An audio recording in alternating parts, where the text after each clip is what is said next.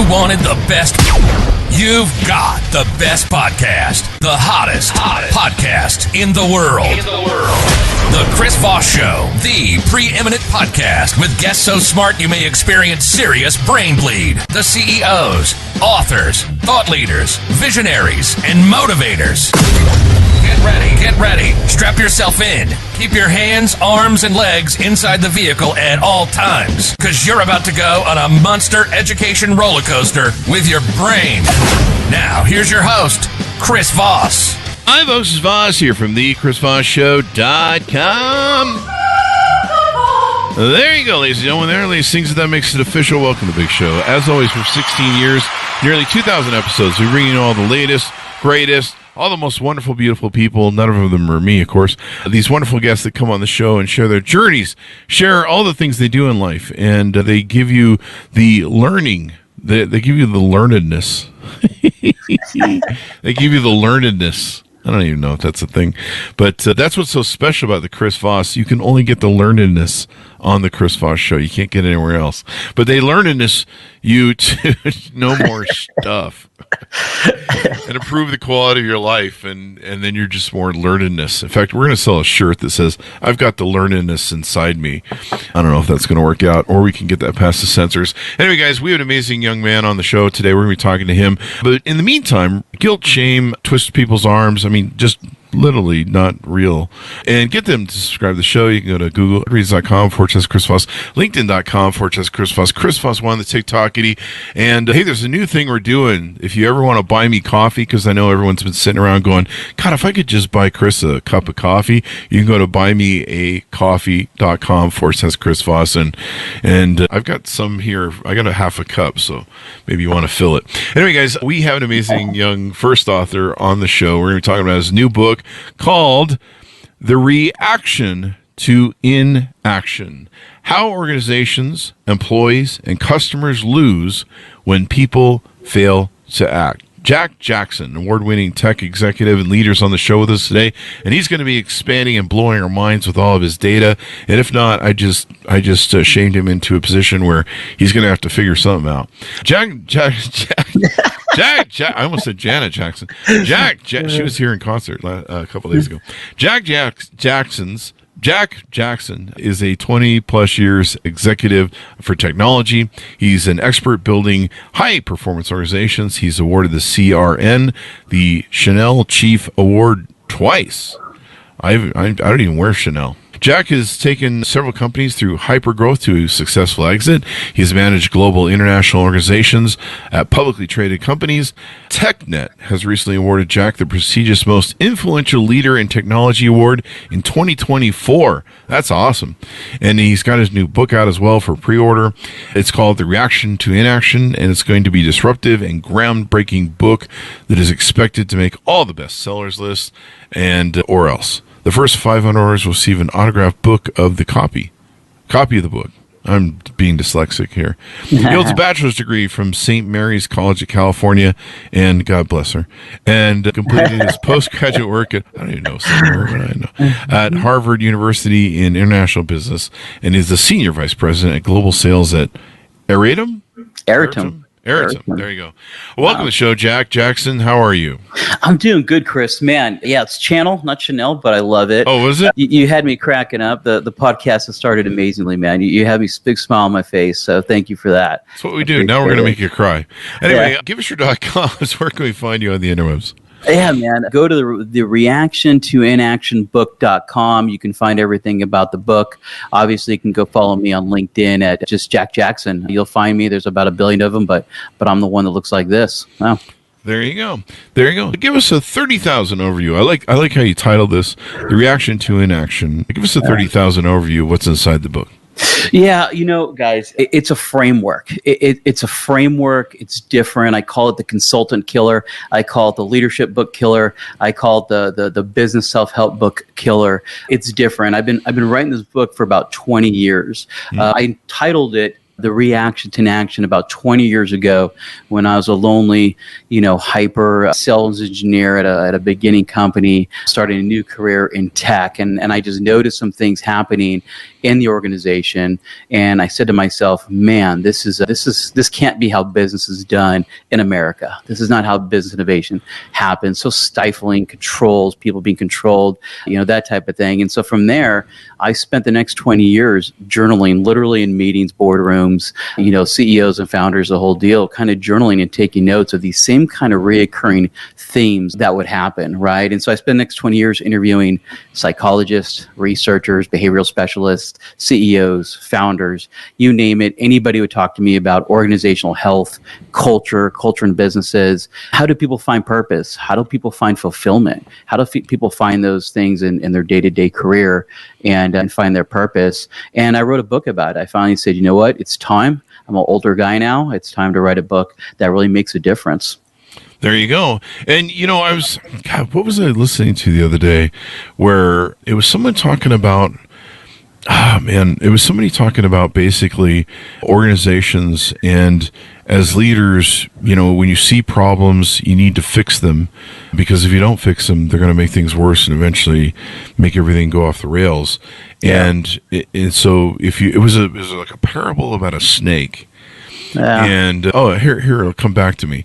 So it was a parable about a snake, and in the South, where this gentleman came from, they have a rule about the snake. If you see a snake, you kill the snake.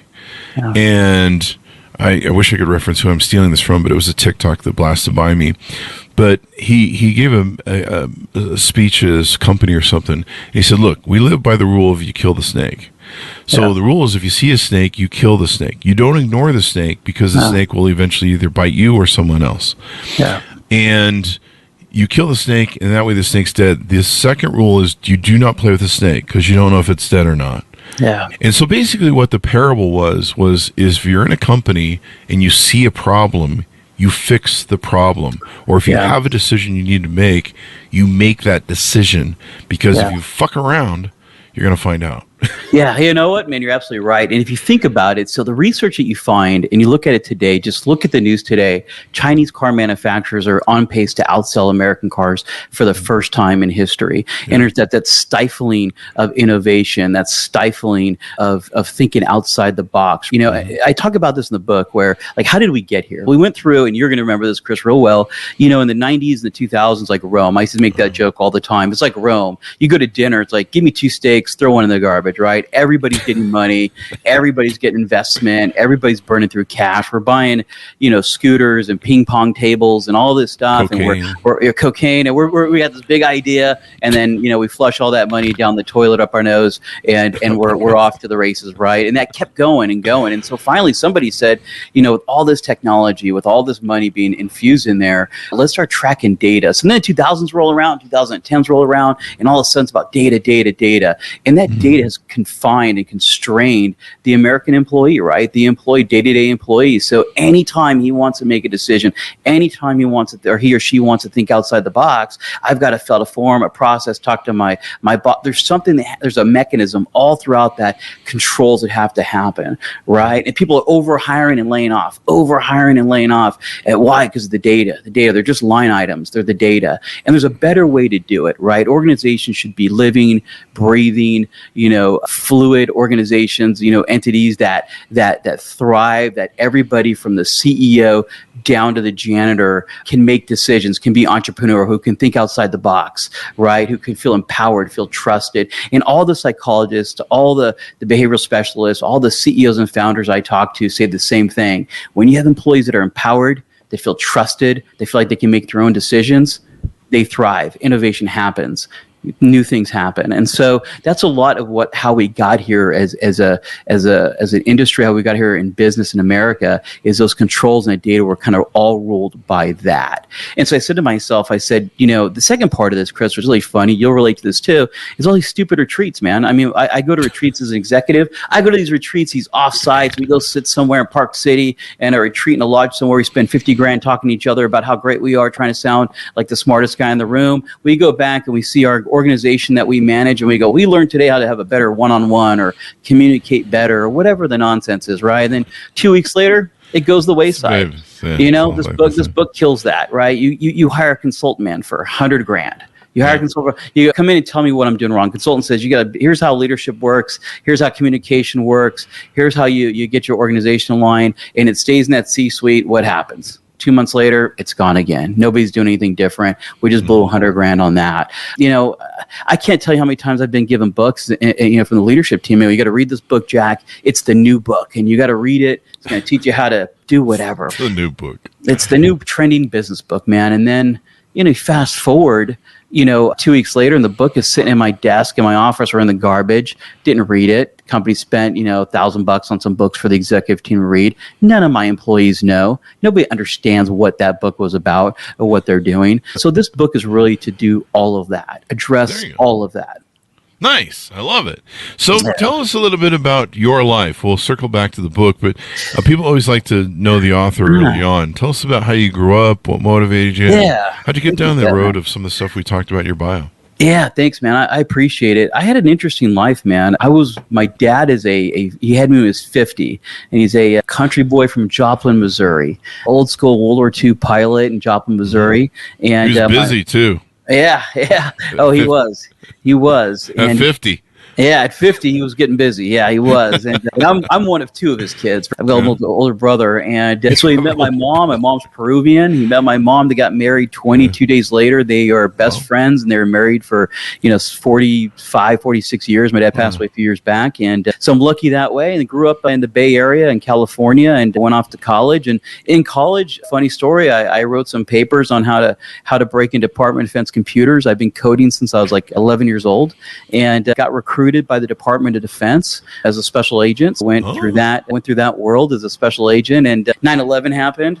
Got assigned to the Joint Terrorism Task Force and did some work on the Joint Terrorism Task Force, and ended up leaving the agency. Got an award back there from my work with the Joint Terrorism Task Force, and went into the private sector, man. And I was lucky enough and fortunate enough to go, and I talk about this in the book, to go work from some pretty amazing seasoned executives, kind of at the height of that Roman Empire of business, where everybody just blowing through cash, and really learned quickly how to scale businesses, how to build high performance teams. And I did it by trial by fire. I lived on a plane. I slept in airports. I went to every meeting. I was lucky enough to have executives early in my career, a gentleman by Don McMahon, a guy named Wayne Ford, really come in and say, we're going to teach you the ways, young Jedi. And trial by fire, phone calls at 2 a.m, telling me reports are wrong and yelling at you. But I learned, it was old school, but I learned, how to really optimize and really build out efficient organizations. But it was in those early days that I realized there's something wrong here, man. So I went off to go to a bunch of different startups and some bigger companies, Kodak and other big companies that just left in structure a couple about 7 months ago, 8 months ago, publicly traded company, big LMS company, fantastic company, great company. And throughout these years, man, just still taking those notes. I literally write down an action item for the business, and then I'd remember somebody complained or said something about my book. I could think about it. I could add that to the book. Went to my other little journal that I had and wrote down some notes. So I think I've got 13 or 17 handwritten journals about the book. And yeah, man. So nice. It took some companies to exit, and so here I am today. There you go. You're on the Chris Voss Show. You've reached the pinnacle of your career. Yeah, absolutely, man. I'm proud. I think you said you got a presidential award in the background there if you're watching on YouTube, right? Yeah. That's from the Department of Defense. It says an appreciation of your significant contribution and the government's response to the attacks of September 11th. Yeah, there you go. Yeah. Thank you for your service. We need more. We've had a lot of guys on the show, and I don't think there's appreciation enough of we just had, I think a few weeks ago, our friend Frank Luguzzi, was the assistant director at the FBI for a while. He's been on twice, but we don't hear about a lot of the dark shit that goes on and the evil people that a lot of the people in the service deal with. We don't hear a lot about a lot of stuff, and it's probably better we don't, because some of it's really scary. And there's some dark, evil fucking people in this world that really have it out for us, and they don't like us, mainly because we have McDonald's and they don't, or something like that. But although we'll feed at McDonald's at at Guantanamo Bay. Oh, you'll die faster if you eat it. I don't know. I'm going to get sued now by McDonald's. Anyway, so yeah, thank you for that. So in the book, what's on the premise? You know, you set this forth as a framework for the organization in the future. How do you feel that what you put forth in the book is a different framework from the one that's currently in place? Like, what are some tips of that? Yeah, you know, I see it all the time, and I've been on the receiving end of it. You know, companies come in and, you know, back to the book, back to consultant, back to the retreat, back to these, you know, leadership consultants. They come into an organization and they really talk to the top, right? They talk to the top, and nothing really changes throughout the whole organization. So what I've been thinking about for literally the last 10 or 15 years, I wrote down on a whiteboard a million different ways, a million different times about how do we build out a real, true organizational framework that does a few things. Number one, it empowers the employees from the CEO to the janitor, right? Everybody feels empowered. Everybody feels trusted. Everybody understands that they have a purpose and they play a significant role in the organization. And then they're rewarded and they're confident enough to kind of think outside the box to solve problems. So how do you do that? Do you do that in a retreat? No. Do you hire a consultant to do that? No. Do you hand a bunch of books to the C-suite and say, read these, this is what we're doing today, and let's just go do a global call for it? No, it doesn't happen that way. It has to touch personally everybody inside that organization. So what I developed was these spheres of influence, starting with the CEO, obviously having the biggest one. And there are these rules inside of there, right? What kind of leeway, what kind of rope does that is fenced around the CEO? Obviously, it's big. And then you have your senior leadership team. Then you have your vice presidents. Then you have your directors. Then you have your frontline manager. Then you have individual contributors. And throughout that, in this framework, explains how do you empower each one of those levels all the way down to the most, you know, basic individual contributor, right? And give them an understanding, a framework where they can say, I can think outside the box. I can cut that check. I can give that discount. I can order that cleaner for the floor if I need to. I don't have to go through all these processes, right? There's processes in place to really kind of build that fence around me. I was speaking to the founder, Gold Star Gamers, and her and I were having a conversation. I'm going to quote her in the book. I hope she doesn't mind me talking about this, but she's super brilliant, and she's a psychologist, and we're talking about children in a schoolyard. And she said, you know, research has shown, if you give children a fence in a schoolyard, a big one, they'll go all the way out to the fence. They feel safe.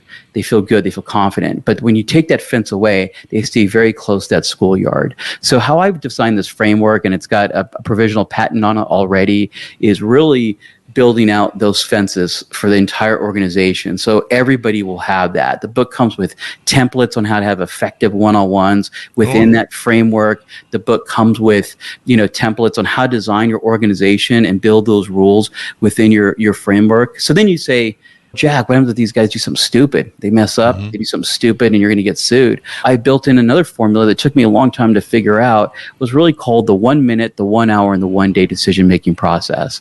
And so these individual contributors, all the way to the CEO, can take that template, that formula, and say, I can think dynamically, I'm trusted, I'm confident in what I'm doing, and I'm allowed to think outside the box. Kind of like the guy who made Flaming Hot Cheetos. The janitor came up with Flaming Hot Cheetos, something like that. Yeah, there you go. That or he ate at Taco Bell, and the next morning he woke up with Flaming Hot Cheetos. Yeah. I'm not sure what that means. I love the Flaming Hot Cheetos, though. I love the Flaming Hot chips around here somewhere. Yeah. Yeah. You really set it up to where people can change their whole organization. They can utilize a framework that you put in there. What are some other standout things that maybe we haven't talked about? Yeah, Chris, I mean, you know, there's some things in here that really make the framework important. You know, if you look at the history of business nowadays, it's the innovation, the creativity, the product development is really stifling. Everybody's worried about AI. Everybody has anxiety around AI. Everybody wants to understand where their career is going to go after this big wave of AI tech and this big wave and you know, wave of artificial intelligence. And I think, you know, I really think that this is the answer to that. This is the closest way to build an AI human organization out there. And I think that once you kind of read the book, understand how we got there, understand what research, psychology, the economists, all these experts tell us, and the data shows us, around how people feel fulfilled, how people thrive on creativity, how people feel safe and work harder and build high performance teams. It's really about that empowerment, that fulfillment, that purpose and trust.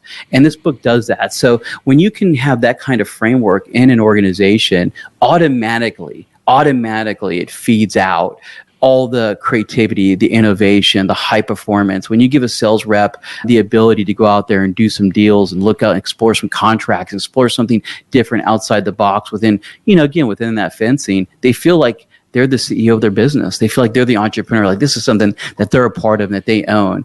But when you stifle it, the opposite is true. When you say, hey, you can't go do a discount. You can't make a sales call. You specifically stay in this box. Now you feel like, man, I'm a number. I'm a cog in a wheel.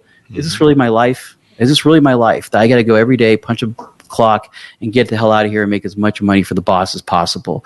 And that's what you find out. And in this book, I talk a lot about that. I quote a lot of research around purpose and fulfillment and how that directly correlates with high performance, companies who are overachieving, companies who are beating the street, who are beating out expectation. A lot of it has to do with their company culture and what they've empowered their employees to do on their own. There you go. Company culture is everything. And I like how you make people feel like they're a part of the group, because I think a lot of that servant leadership is moving towards that today, where people have to feel like they're a part of something much bigger themselves and that there's some meaning there. They're just not, as you said, punching in and punching out. We've got Matthew Lindsay. Thanks for this one. He really loves it there on the LinkedIn live show. And then Paula says, above and beyond, in your way. So not sure where that was. I think it was a bit ago on the show. So thanks for that, Paula. There's something I'm seeing on the page here on your website about the power of now. Is there a tie-in with Eckhart Tolle's book? Yeah, no, I think, a little bit, right? I think the power is now. I think it's time for American, innovation. And by the way, this applies to not just, this applies to educators. This applies to business. This applies to SEAL teams. This applies to the military. It's time for us to do this. It's time. We have a wave of AI. We've got multiple trains going 1,000 miles an hour over the cliff, into the darkness with AI. And every country, every adversary, every competitor is doing everything they can to get that edge. And I think the way you get that edge is really not by just shoving more engineers at a problem. I think it's about creating the atmosphere of creativity, innovation, trust, and fulfillment. So the time is now. You look at, like I said, I quoted that car research that just happened. China is taking over the industry that America was proud of, the industry that America founded. And China is now outselling American cars, at least in the midsize right now. And it's just going to keep going. And Elon Musk talked about it. And so now it's time for us to spur innovation. Let's get back to our roots. Let's get back to sitting there and saying, we can come up with something crazy and amazing, from the janitor to the CEO. Let's come up with something crazy. And this framework gives you that. So you're not sitting around going, oh my God, I gave this discount, I'm not going to get fired. No, there's framework around that. There's a system, there's a decision-making process that you and your manager have agreed on. You've read the book, he's read the book, you've looked at the templates, you understand the blueprint, you understand the framework, and everybody is moving. And just think of that, that living, breathing organization, just entrepreneurial, innovative, both product, sales, marketing, operations, finance. Everybody's kind of moving, their arms and legs around that organization to do something better and amazing. There you go. It's interesting how this all pans out. And The Power of Now, Eckhart Tolle, was such a great book. Yeah. Saved my life at one point in time, where I was just really, my anxiety and my ADHD was off the charts, and I was in some depression over the loss of my dog. And getting back to The Power of Now, I was having trouble being present, like immensely, and my brain was just kicking at me. And so being present was like everything, and it was so important that I crossed that threshold. And so his book was so great there. It sounds like you've got a great plan put together for people to utilize. I like the premise of it's the anti-coach book, the anti-consultant book, and I bought this leadership book, and now my team has to read it. You know what I'm talking about, Chris. Every business guy in the world goes, God, my boss just gave me this book. And I'll say something, I have friends that are consultants, I have friends, and they're all going to hate me for this. But the reality of it is you can pick up every great book, every bestseller, every great book out there today, and they answer like a part of it, right? They go, Atomic Habits, you can do this. Okay, I read the book, but none of the other 4,000 people in our organization have. Okay, Fail Fast. Okay, yeah, I read the book, but there are 3,000. You can do that, and everybody has a slice of that framework. framework, but nobody has brought it all together, and nobody has explained yet how to fulfill that throughout the entire organization. How do we do that from the board down? How do we do that? And so that's really what this book is. It's saying, here's a framework and a template. It's not going to tell you how to be the best leader in the world. It's not going to tell you how to make people, perform better with a book or a manual. This is a framework that everybody in the organization reads. They all swim the same way. And it's really unifying all the best practices, all the best behaviors, all the best, business books out there, and building it all into a framework based on research and experts. There you go. I'm excited to read it and take advantage of it. Any final thoughts as we go out? Yeah, first, thank you. Thank you, Chris, for having me on the show. I'm a fan. I love watching your show. So I appreciate being on here. I'm excited. I would ask everybody shamelessly, go pre-order the book. It's going to be fantastic. I'm going to do a limited production in the first round, and we've already got a ton of pre-orders already. Go order the book. You're going to love it. It will not disappoint. I'll tell you that. It will be something special, and I think it'll be something that you'll refer back to in your organizations and in your teams, right? Even in your small departments and teams, it'll be something that will be very, very useful for you for a long time to come. So thank you, Chris, for having me on the show. I really appreciate it. Thank you, and thanks for coming. Give us the .coms as we go out. Yeah, the reaction to inactionbook.com. You can go there. You can pick up a copy. I'm going to send out hard copies, really nice and something special in them, and an autographed copy to everybody. And then I'm going to be touring around. My publisher will be touring around here pretty soon, do some book signings and some pre-order stuff. And so we'll be doing a lot of fun things. It's going to get busy really quick. But please go out, buy the book, enjoy it. And if you guys have any questions, you can message me on that site. All right? Thanks, Chris, for everything. As we round up the show, thanks again to Matthew. He says janitors always have great ideas about what they could use to make their job easier or more efficient. It's always it's the people at the front who usually see some of the most inequities of the corporation, and they usually know how to fix it. And the CEOs sit up in the ivory tower of the boardroom. A lot of good ones I see, they go walk the front line every day. I was watching the CEO of HP, and one of the things he does is he spends part of his day meeting with the front line and out on the front line, shaking hands, talking to people, asking what they're seeing, and helping get through the fog of war. Chris, I'll end it with this. I'm managing a global team at a company called Eritum, and it's an amazing company. It's a supply chain software company. It's innovative. It's fantastic. It's in hyper growth mode, and our leadership team, which I'm part of, they're in the field all the time. It's unbelievable how many one-on-ones we miss just because we want to talk to customers, and then we go back and we're relentless and we're obsessed with two things, right? The customer experience and the employee experience. And I think that's a big part of this framework, right? And I think those go hand in hand. And again, check out Eritum.com. It's an amazing company. It's in hyper growth mode. You guys will love that company as well. But that's the kind of framework we're building there. That's the kind of framework we're building there. It's exciting. Awesome. A lot of changes going on with management for the future and stuff. Yeah. So thank you very much for coming on. We really appreciate it. Definitely. Thank you, my friend. Thank you. And order the book, folks. You can pre-order it on his website. It's called The Reaction to Inaction: How Organizations, Employees, and Customers Lose When People Fail to Act. Kill the snake, people. I got to go look up who said that, had that parable. Anyway, guys, thanks for tuning in. Be good to each other. Stay safe. We'll see you guys next time.